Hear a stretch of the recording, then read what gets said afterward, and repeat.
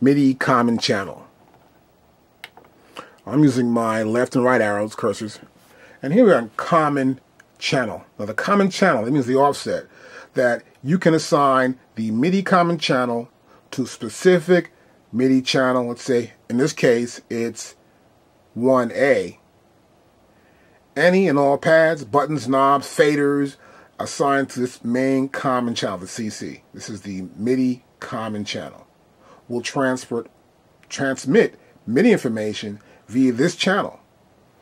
And I can just go here to change it, my data knob, and this will be my common channel. Next we have our LCD display. Now here you'll see it, of course, if you're looking at it. I turn this knob, turn the display, turn it this way. 50 is the actual parameter it's set to. And it fades out somewhat, right?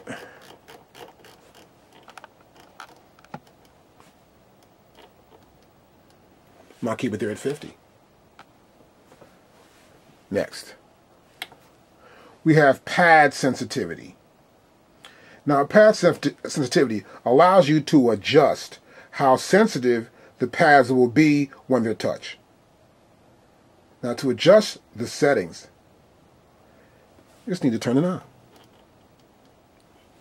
Now, if the pad sensitivity number is set too low a number, it's harder to get the high velocity level.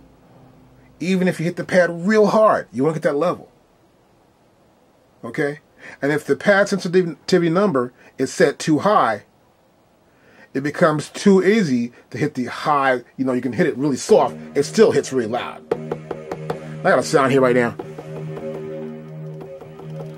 I'm hitting it. Gotta hit it real hard to make it sound out. Meanwhile, I get to here.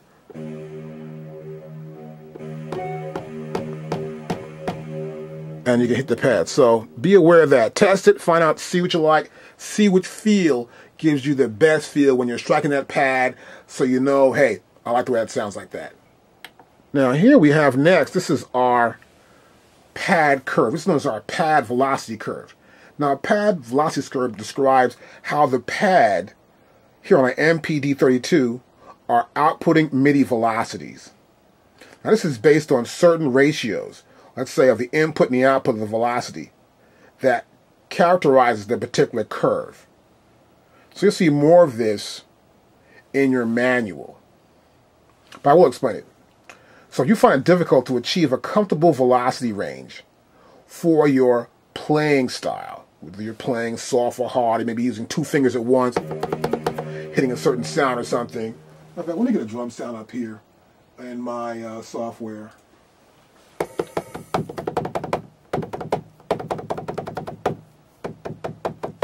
So we're hitting that pad. It depends on your style of hitting that pad. And if you find it difficult to achieve a comfortable velocity that you feels good, then we could change the different settings. And you just go right here, you go to A, hit your pad, and hit the style you hit it at. So that when you are hitting those velocities and you want to have these velocities be at the velocity you feel are good for you, that means that when hitting the pad, you're not going to make it all full level. You want to have these different levels each time you hit the pad. What this velocity curve does, it helps you balance that out. So when you are striking the pad, you get to feel it's best for you. My deal with you is to experiment, but you got to make sure you know what you're doing. Here is our velocity pad level, and this is the velocity pad. You can see here, which is the velocities right here, and then we have the pad strengths right here. And it's A, B, C, or D.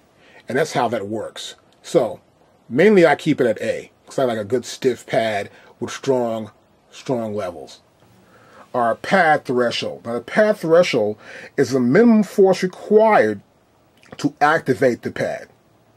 Now if you experience these ghost effects sometimes, you're triggering a pad and due to some sort of vibration or whatever, you may hit it and all of a sudden it hits again. We don't want that. So what we want to have is that when we hit that pad, that it actually triggers at that threshold level.